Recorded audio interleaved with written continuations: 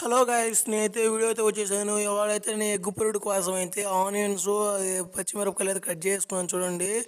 ఎప్పుడైతే పొయ్యి మీద అయితే పెట్టేసి నూనె అయితే పోస్తాను. ఆ నూనె పోసిన తర్వాత ఒక 2 or 3 minutes అలా ఉంచిన తర్వాత నూనె అనేది హీట్ అవుతుంది. ఆ హీట్ అయిన తర్వాత అయితే మనమైతే నూనె అయితే హీట్ అయిన తర్వాత మనమైతే దాంట్లో ఆవాలు అవి వేసుకోవాలి. ఆవాలు వేసుకున్న తర్వాత అయితే ఆవాలు కొంచెంసేపు బాగా కాగిన తర్వాత మనం శనగలు అయితే తీసుకోవాలి.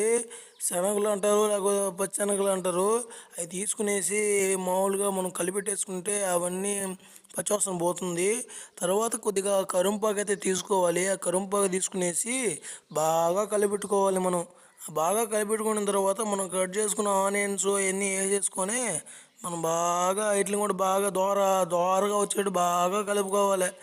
ఆ కలుపుకున్న తర్వాత మనం గుడ్లు ఒక 5 తీసుకుంటే ఆ 5ని పగలగొట్టుకొని దాంట్లో పోసేసుకొని బాగా కలిపెట్టుకోవాలి.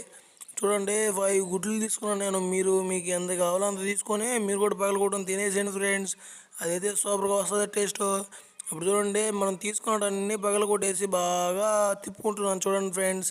ఆ ఎర్రగడ్డలకి మొత్తం బాగా కలుపుకొనేస్తే మనం ఇప్పుడు మిరప్పొడి, పసుపు పొడి, ధనియాల పొడి అన్నీ వేసుకొని బాగా కలుపుకోవాలి. బాగా కలుపుకుంటే మిరప్పొడి అవన్నీ బాగా పట్టినప్పుడు ఆ గుడ్డు అనేది బాగా టేస్ట్గా వస్తుంది ఫ్రెండ్స్.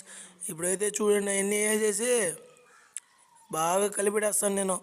ధనియాల పొడి కూడా వేసేస్తాను. మిగతా మీకు కొంచెం ఉప్పు అయితే వేసుకునేసేయండి.